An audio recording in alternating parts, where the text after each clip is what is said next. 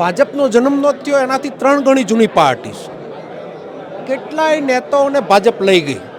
Congress party એક કાર્યકર્તાની એવી party છે કે એક કાર્યકર્તાનું વાવેતર કરે અને 5 નેતા પેદા કરવાની ક્ષમતા ધરાવે છે.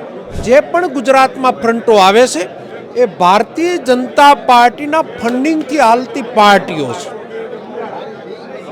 આ ભારતીય જનતા પાર્ટીના ફંડિંગથી એટલા માટે કહું કે 2014માં પેદા થયેલી આ પાર્ટી છે કે 10,000ના મલમપટ્ટીઓથી ખેડૂતની દિશા બદલાવાની નથી, દશા બદલાવાની નથી.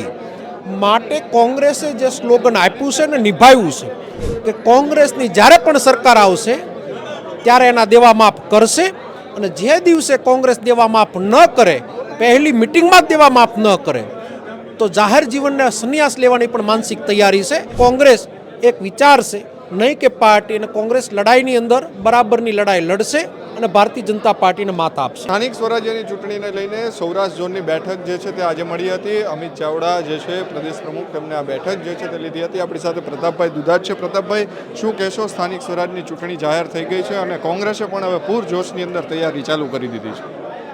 કોંગ્રેસે તૈયારી ચાલુ નથી કરી દીધી. કોંગ્રેસ હર હંમેશ ઇલેક્શન મોડમાં હોય છે. ઇલેક્શન જ્યારે જ્યારે આવે ત્યારે ભારતીય જનતા પાર્ટી એક પ્રોપોગેન્ડા ફિટ કરે કે કોંગ્રેસ ઇલેક્શન લડવાના મૂડમાં આવી છે. ભાજપનો જન્મ ન થયો એનાથી 3 ગણી જૂની પાર્ટી છે. કેટલાય નેતાઓને ભાજપ લઈ ગઈ. 70% ભારતીય જનતા પાર્ટીમાં કોંગ્રેસના નેતાઓ નેતૃત્વ કરી રહ્યા છે. અહીંયા તમે ચહેરાઓ જોયા, અહીંયા સૌરાષ્ટ્રનું બધું ક્રીમ જોયું. કોંગ્રેસ પાર્ટી એક કાર્યકર્તાની એવી પાર્ટી છે કે એક કાર્યકર્તાનું વાવેતર કરે અને 5 નેતા પેદા કરવાની ક્ષમતા ધરાવે છે. આવતા ઇલેક્શનમાં સૌરાષ્ટ્રની અંદર 2015 જેવું લહેર દેખાઈ રહી છે.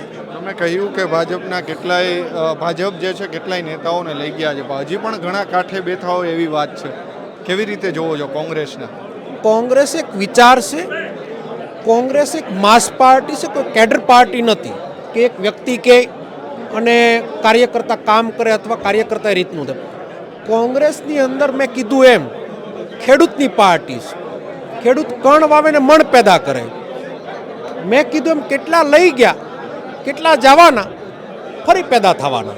એટલે બીજી કોઈ ચિંતા નથી. આમ આદમી પાર્ટી પણ આ વખતે મેદાનમાં છે. કેવી રીતે જુઓ છો? કારણ કે ફૂલ ફ્લેઝમાં 12,000થી પણ વધારે ઉમેદવારો ઉતારવાની જાહેરાત કરી દીધી છે. હર ઇલેક્શનમાં થર્ડ ફ્રન્ટ 2007થી ઇતિહાસ જોઈ લો. ઇલેક્શનોમાં આવે છે, પાર્ટીઓ બને છે, પાર્ટીઓ વિખાય છે. ચીમનભાઈ પટેલ પણ એટલા કદાવર નેતા હતા. આખરે એને એની પાર્ટીનું વલીનીકરણ કોંગ્રેસમાં કરવું પડ્યું. શંકરસિંહ વાઘેલા પણ એક કદાવર નેતા હતા. એને પણ આખરે એની પાર્ટીનું વલીનીકરણ કોંગ્રેસમાં કરવું પડ્યું. જે પણ ગુજરાતમાં ફ્રન્ટો આવે છે એ ભારતીય જનતા પાર્ટીના ફંડિંગથી હાલતી પાર્ટીઓ છે. આ ભારતીય જનતા પાર્ટીના ફંડિંગથી એટલા માટે કહું કે 2014માં પેદા થયેલી આ પાર્ટી છે. લોકપાલ બિલ હોય, અન્ના હજારાનું આંદોલન હોય, આખા હિન્દુસ્તાનને ગુમરાહ કરી અને એક પ્રોપોગેન્ડાથી ઉત્પન્ન થયેલી પાર્ટી. ગુજરાતની જનતા ખૂબ શાણી છે, સમજદાર છે અને થર્ડ ફ્રન્ટને કોઈ જગ્યા આપવાનો કોઈ સવાલ પેદા થતો નથી. ભાજપ દ્વારા 2 દિવસ પૂર્વે જગદીશ વિશ્વકર્મા પણ અહીંયા જ હતા અને સૌરાષ્ટ્ર ઝોનની બેઠક પણ તેમણે અહીંયા જ કરી હતી. તેમણે જૂથવાદને લઈને પણ ટકોર કરી છે. તેમના જે કાર્યકર્તાઓ છે તેમણે કહ્યું છે CDBDને લઈને કંઈ આવતા નહીં, હવે જે ચોખ્ખા છે એમને જ આપવામાં આવશે. કેવી રીતે જુઓ છો? એ ભારતીય જનતા પાર્ટીના પ્રદેશ પ્રમુખનો મામલો છે, એની પાર્ટીનો મામલો છે. એમાં મારે વધારે ટિપ્પણી એટલા માટે કરવી નથી કે એવડો મોટો ભરતી મેળો કર્યો છે. આટલા મોટા નેતાઓ, આટલા કાર્યકર્તાઓને લઈ અને એના મુખ્ય પાયાના કાર્યકર્તાઓ જનસંઘથી જેણે કામ કર્યા છે. રાજકોટ ભારતીય જનતા પાર્ટીનું એપી સેન્ટર એટલા માટે કહું કે અહીંયાથી ભારતીય જનતા પાર્ટીનો ખૂબ મોટો ઉદય થયો છે. મુખ્ય નેતાઓ એ ક્યાં છે એને ખબર નથી. કોંગ્રેસવાળાને આ શાસન કરી રહ્યા છે ત્યારે સ્વાભાવિક છે કે કોંગ્રેસની અંડરમાં કામ કરવું પડે. ત્યારે કોઈ પણ કાર્યકર્તા એની લાગણી દુભાતી હોય અને તાલુકા પંચાયત, જિલ્લા પંચાયતમાં એ રિઝલ્ટમાં ભારતીય જનતા પાર્ટીની નારાજગીનું રિઝલ્ટ પણ કોંગ્રેસને ફાયદો કરાવશે. ખેડૂતોને મોટા પાયે નુકસાન થયું છે. જે કમોસમી વરસાદ વરસ્યો ને હાલે પણ વરસી રહ્યો છે દ્વારકા સહિતના વિસ્તારોમાં, આજે પણ વરસાદ વરસ્યો છે. બાગાયતી પાકો જે છે તેમાં મોટા પ્રમાણમાં નુકસાન થયું છે. કેવી રીતે જુઓ છો? મેં વારંવાર વખતે હું ખેડૂત નેતા હોવાને નાતે હું બોલી રહ્યો છું કે 10,000ના મલમપટ્ટીઓથી ખેડૂતની દિશા બદલાવાની નથી, દશા બદલાવાની નથી. માટે કોંગ્રેસે જે સ્લોગન આપ્યું છે ને નિભાવ્યું છે. કોંગ્રેસે હિન્દુસ્તાનના 72,000 કરોડના મનમોહનસિંહ વખતે દેવા માફ કર્યા છે. અને મેં ભૂતકાળમાં પણ કીધું છે ને આજે પણ કહું છું કે કોંગ્રેસની જ્યારે પણ સરકાર આવશે ત્યારે એના દેવા માફ કરશે.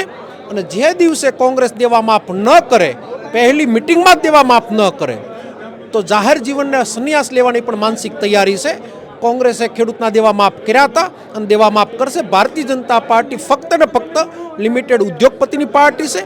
ખેડૂત પાયમાલ થયો છે, ખેડૂતની સ્થિતિ ખૂબ દયનીય, ખૂબ ખરાબ છે. ત્યારે દેવા માફ કરે તો હું કોંગ્રેસી નેતા તરીકે ભારતીય જનતા પાર્ટીનું સન્માન પણ કરતા ન અસકાવ.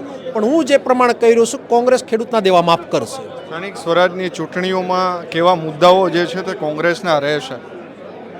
પંચાયતી રાજ આપવાનું કામ કોંગ્રેસે કર્યું.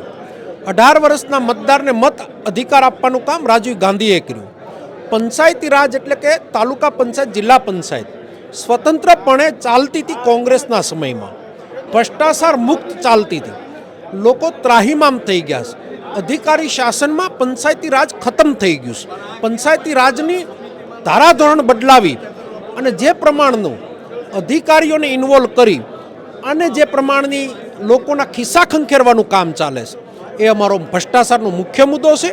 જે પણ તાલુકા પંચાયત ભાજપની હશે, જિલ્લા પંચાયતો ભાજપની રહી, કોઈ પણ વ્યક્તિ સામાન્ય કામ પૈસા વગર કરાવી શકતો નથી. કોંગ્રેસનું શાસન આવશે, અધિકારી શાસન અમે ખતમ કરશું અને પંચાયતી રાજને પાછું લાવી અને લોકોની વચ્ચે આપશું. અંતિમ સવાલ પ્રતાપભાઈ, 2027 જે છે તે પણ આવી રહી છે ને આ સ્થાનિક સ્વરાજ્યની ચૂંટણી છે તેમનો સેમિફાઇનલ માનવામાં આવે છે.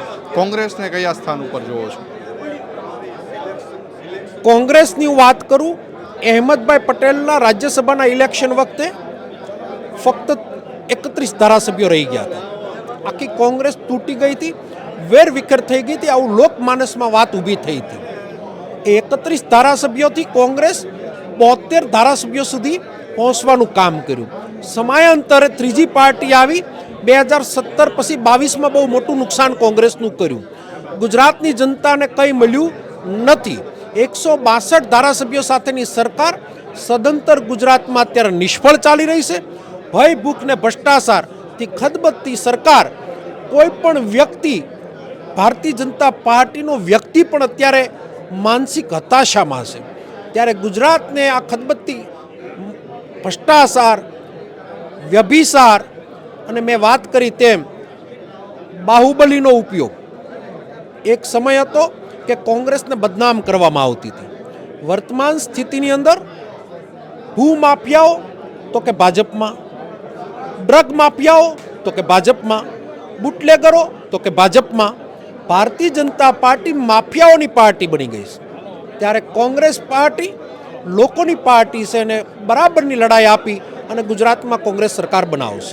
આપ વારંવાર આક્ષેપ કરી રહી છે કે કોંગ્રેસ ભાજપની બી ટીમ છે. કોંગ્રેસ એવું કરે છે કે આપ ભાજપની બી ટીમ છે. ખરેખર શું છે આ બંનેની વચ્ચે? હું તમને એમ કહું કે કોંગ્રેસ બી ટીમ હોય તો રાષ્ટ્રપતિના ઇલેક્શનમાં કોંગ્રેસનું મતદાન તપાસ કરી લો, આમ આદમી પાર્ટીનું મતદાન તપાસ કરી લો. હમણાં રાજ્યસભાની ઇલેક્શનો જ્યાં જ્યાં ગઈ ત્યાં આપની સ્થિતિ જોઈ લો. આમ આદમી પાર્ટી જેટલું ઉપરથી નચાવવામાં આવે એટલું નાચવાનું કામ કરે છે. આમ આદમી પાર્ટી બી ટીમ એટલા માટે હું કહી રહ્યો છું કે પુરાવા બોલે છે. ક્યાં છે અન્ના હજારે? પેદા કરવાવાળા ક્યાં છે કિરણ બેદી?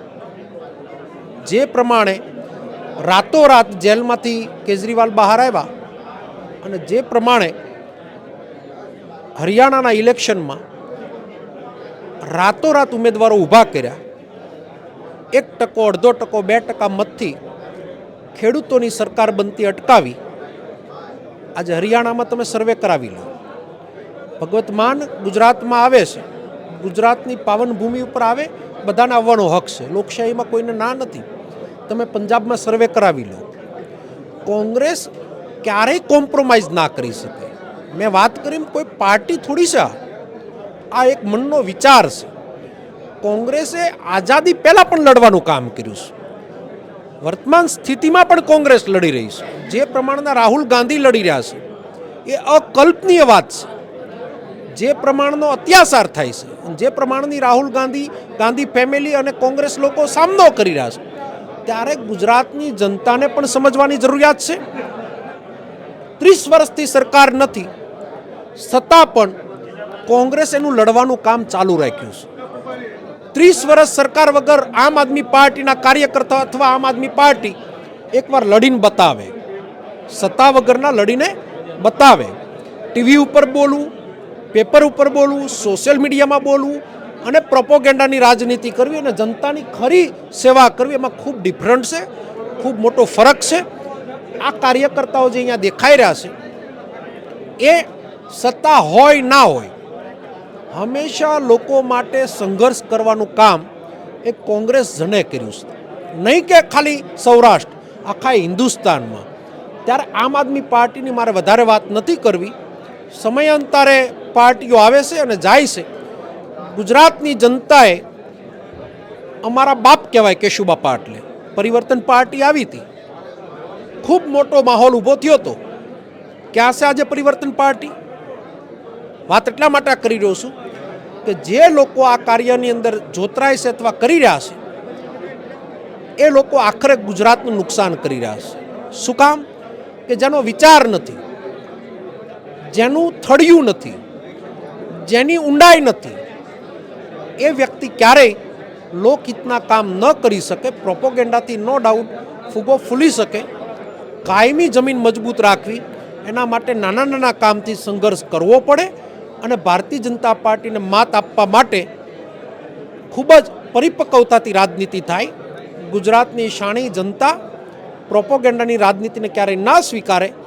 સમય સ્થિતિ ખરાબ આવી શકે એમાં કોઈ બહુ મોટી વાત નથી. મેં કીધું તેમ આ કાર્યકર્તા લડવાવાળા કાર્યકર્તા છે, ભારતીય જનતા પાર્ટીના વિચાર સામે લડવાવાળા લોકો છે અને કોંગ્રેસ એક વિચાર છે, નહીં કે પાર્ટી. અને કોંગ્રેસ લડાઈની અંદર બરાબરની લડાઈ લડશે અને ભારતીય જનતા પાર્ટીને માત આપશે. ધન્યવાદ. આપણી સાથે પ્રતાપભાઈ દુધાત કે એમણે કહ્યું કે કોંગ્રેસ જે છે તે એક વિચાર છે અને તેઓ જે છે તે હવે લડવાના છે. એટલે કે કોંગ્રેસ જે છે તે આવનાર દિવસોની અંદર સ્થાનિક સ્વરાજની ચૂંટણીમાં પણ પૂરા જોશથી લડવાની છે, કાર્યકર્તાઓ લડવાના છે તેવું તેમનું કહેવું છે. આમ આદમી પાર્ટી જે છે તેમની ઉપર તો પણ તેમણે પ્રહારો કર્યા છે. ત્યારે સ્થાનિક સ્વરાજ્યની જે ચૂંટણીઓ જાહેર થઈ ચૂકી છે અને તમામ પક્ષ, ભાજપ હોય, કોંગ્રેસ હોય કે આમ આદમી પાર્ટી છે, તેમણે પૂરજોશમાં તૈયારીઓ શરૂ કરી દીધી છે. ત્યારે આવનાર દિવસોની અંદર પરિણામો જ્યારે આવશે ત્યારે જોવાનું રહેશે ખરેખર શું પરિસ્થિતિઓ સામે આવે છે અને શું પરિણામો જે છે તે સામે આવે છે. કેમેરા પર્સન કેવિન નિમાવત સાથે મયુર સરવૈયા, સ્વરાજ મીડિયા, રાજકોટ.